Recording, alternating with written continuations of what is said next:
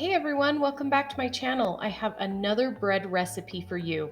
This one you will love. This is a wheat bread, but it's not 100% whole wheat bread. It's a mixture of half white and half wheat flour.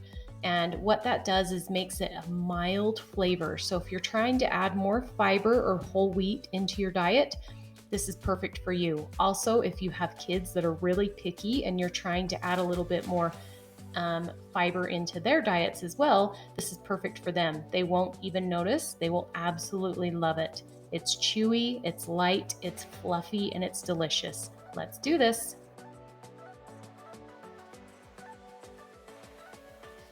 Here are the ingredients that you will need to make this bread. I know I have honey listed twice, and I did that on purpose because you will add it 2 different times. So the first thing you're going to start out with is 3 cups of warm water. The temperature of this water should be around 115 degrees.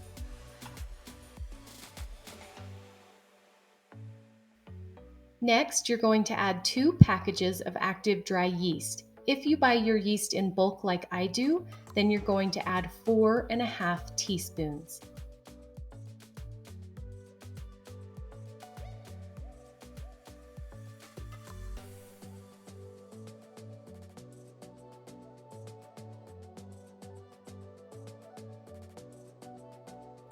Give this a really quick mix, and then let's go ahead and add our honey. So my favorite kind of honey is this raw unfiltered honey. You're going to add 1/3 cup.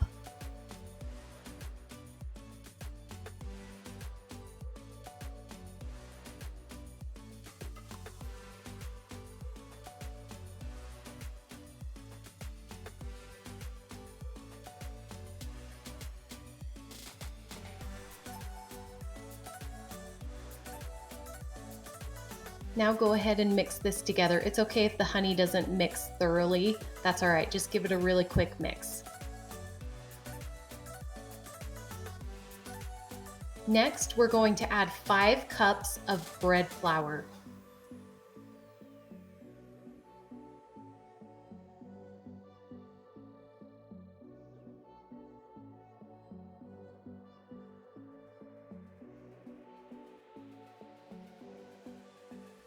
Now just mix this up really well.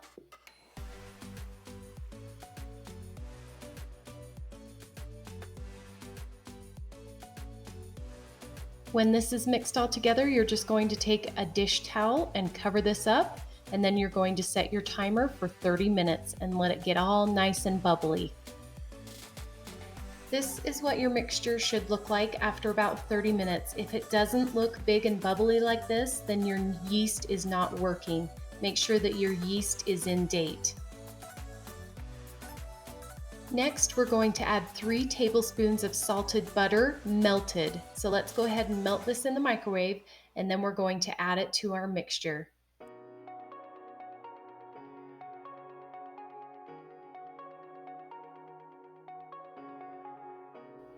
Next, you're going to add 1/3 cup of honey.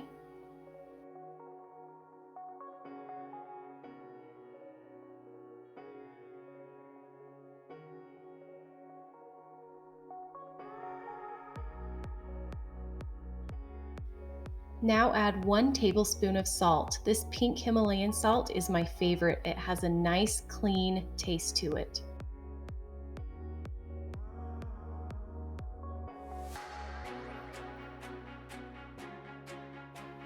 Now give this a really good mix. Next, we're going to add our wheat flour. So this is the kind that I really like to use. Some wheat flour is a little bit more coarse in texture and some is more powdery. This is the kind that I really like. So what we're going to do is add 2 cups, give this a really good stir, and then we'll add our last cup.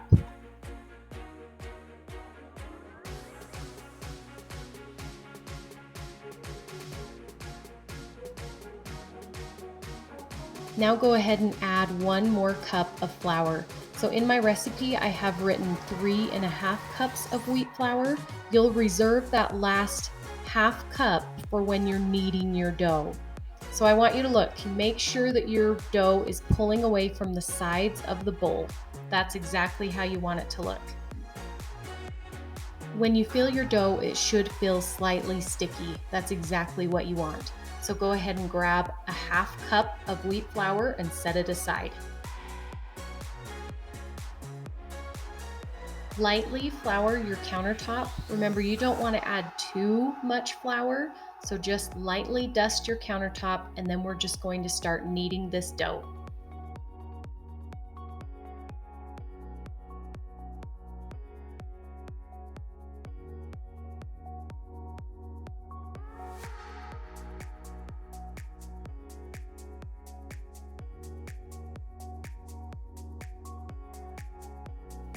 Okay, you're going to knead this dough for about 5 minutes. And the way that you can tell if you've kneaded it enough is go ahead and get some water on your fingertips. So let me wet my fingertips down. Okay, now what you want to do is you want to start pulling this dough out and stretching it thin so that you can kind of see through it. You want it to be able to stretch really thin like this, and that's how you know it's ready.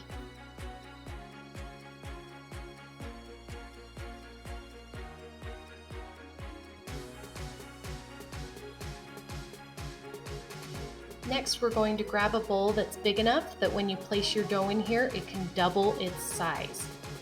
And then we're going to take some olive oil and line the bottom of this bowl.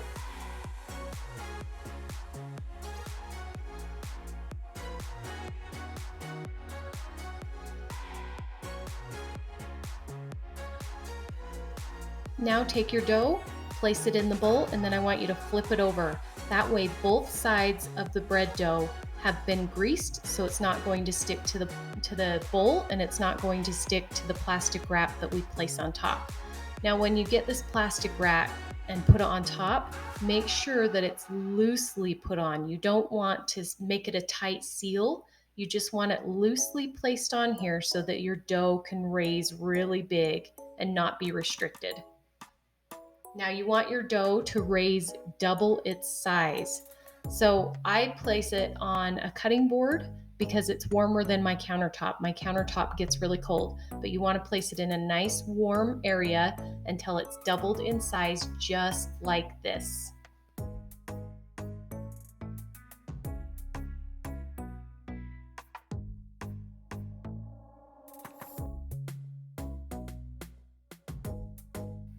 This is my favorite part anytime I make bread. Make sure that you punch it down and get rid of as much air as you possibly can.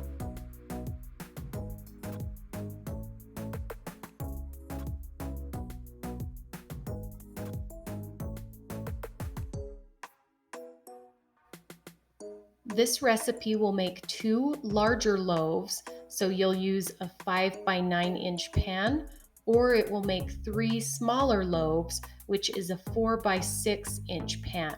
So we're going to make the larger loaves. Next, you're going to divide the dough in half since we're doing the 2 larger loaves. If you want this to be exactly even, you can use a food scale, but that doesn't really matter to me as much, so I just try to get it as even as I can. Next, we're going to grease our bread tins. Make sure that you grease the bottom as well as the sides.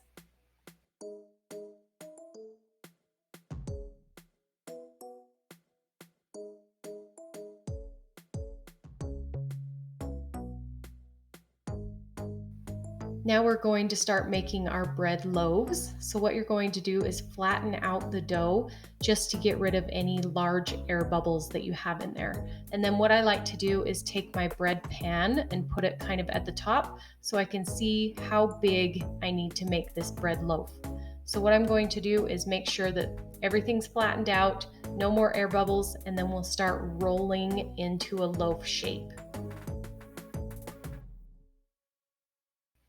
When you're rolling your dough, you want to make sure you're rolling it as tightly as possible so there's no big gaps or rolls. So just roll it as tightly as you can. Once we get to the very end of this dough, you're going to have a seam. right here, there's kind of a seam. So what you're going to do is just pinch this seam together so you can get rid of that seam that the dough has created, and then just smooth it out on your countertop. Now what you're going to do is just slam it down on the countertop. I know this sounds kind of funny and crazy, but what that does is it gets rid of any leftover air bubbles that you may have in there. So just take it and slam it down on the countertop, and then just keep forming it into your loaf, and then you're just going to place it into your bread tin.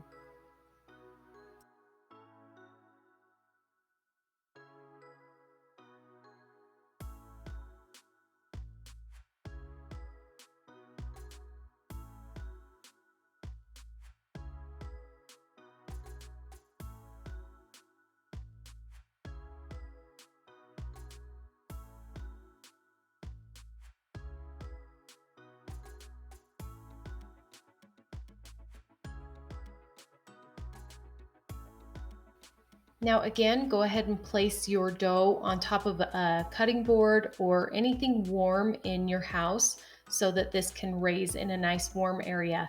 You want it to be about an inch above the bread pan, and that is perfect. And we're just going to place it into our oven now.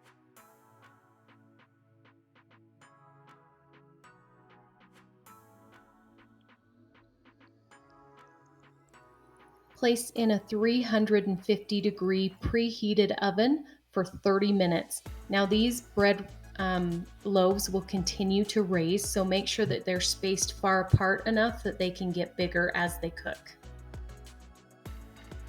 Okay, I'm going to show you a secret of how to get a nice soft crust on this wheat bread. So what you're going to do is take a piece of tin foil, and I want you to kind of crinkle it up so that it makes it a little bit more sturdy when we're forming it, but you're just going to form it so that it can cover those 2 loaves in the oven. When there's 10 minutes left in the baking time, I want you to cover your loaves up so that they don't get too brown and too crispy.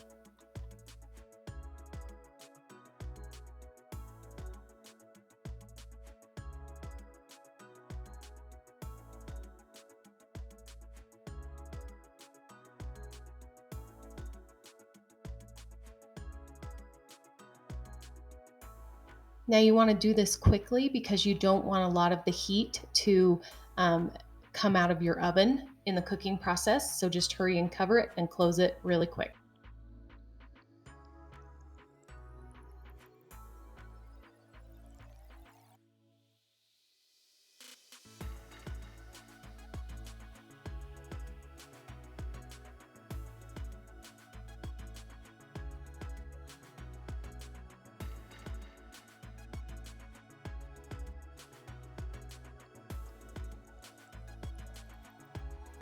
Aren't these loaves so pretty? But see how much larger they get as they cook.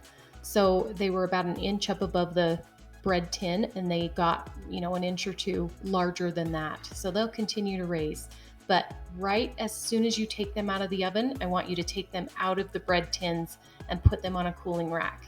And then what I like to do is just take a square of butter and remove the top part of the paper, and then just rub the tops of the loaves with butter. This will keep the crust nice and soft, and it also gives it a really yummy flavor.